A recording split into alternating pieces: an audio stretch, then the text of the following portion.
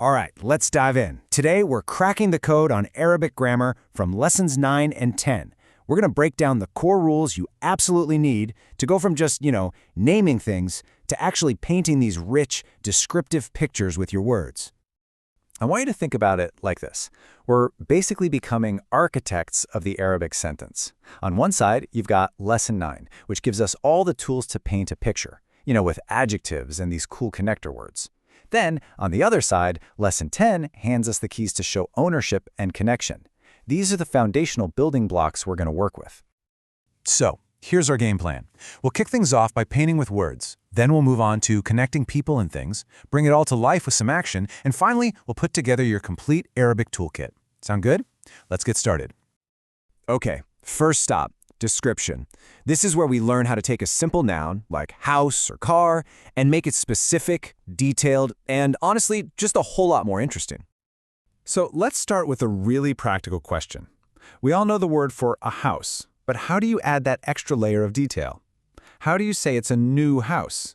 The answer, it turns out, lies in a very simple but really powerful rule. And here it is, the golden rule of description. In Arabic, the adjective, or anat, has to be a perfect mirror of the noun it's describing. Just look at what's happening on the screen here. You see baytun jadidun, they're both indefinite. Then you see al-baytu al-jadidu, and yep, they're both definite. They have to match perfectly in every way: gender, definiteness, and case. It's this really beautiful symmetry.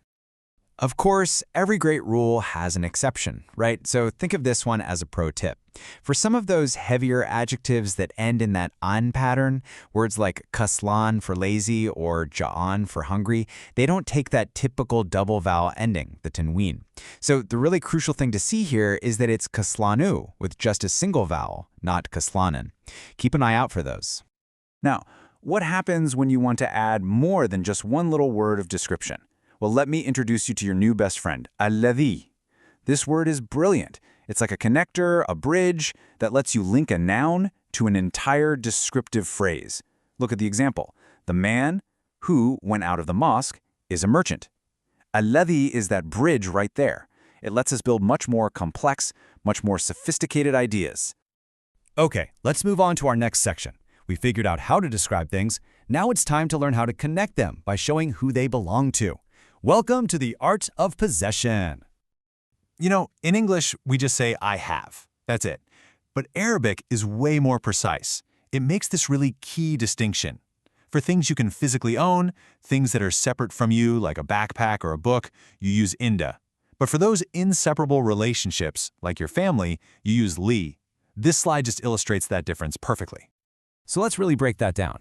Indi is for physical stuff, things that are separable. You'd say, Indi kalamun, I have a pen. Li, on the other hand, that's for those deep, inseparable connections, like family. So you'd say, Li akhun, I have a brother. The big takeaway here is that you would never say Indi akhun.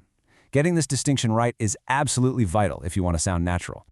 So what about saying his book or your book? Well, this is where Arabic gets super elegant and efficient.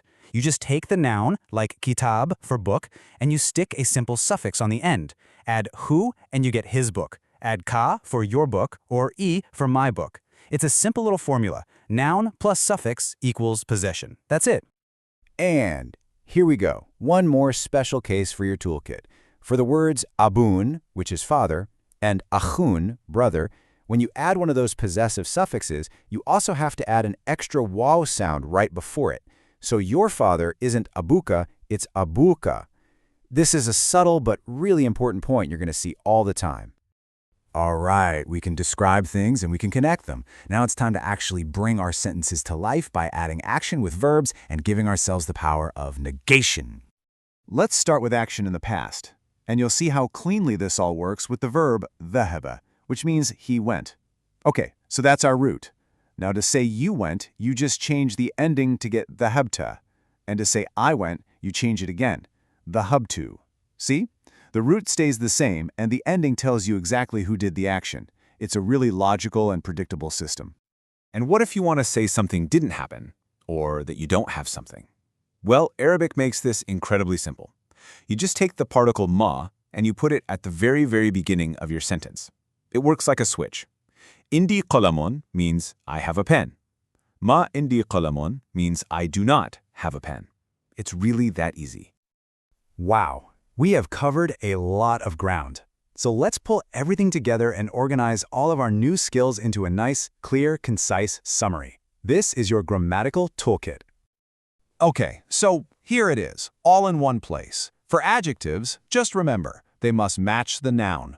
For possession, it's li for family, inda for objects. For pronouns, we've got our suffixes of ownership like hu, ka, and e. And for verbs, we now know how to change the ending to show who did something in the past. These are your core tools. And that's a wrap. You now have the essential foundation for description and possession in Arabic. These rules, they're the structure, they're the grammar that's going to let you build sentences with so much more meaning, complexity, and expression in all your lessons to come. So I'll just leave you with this one thought. You've just picked up some of the most fundamental tools for building sentences. You've got the blueprint, so the question is, now that you can build the sentence, what stories are you going to tell with it?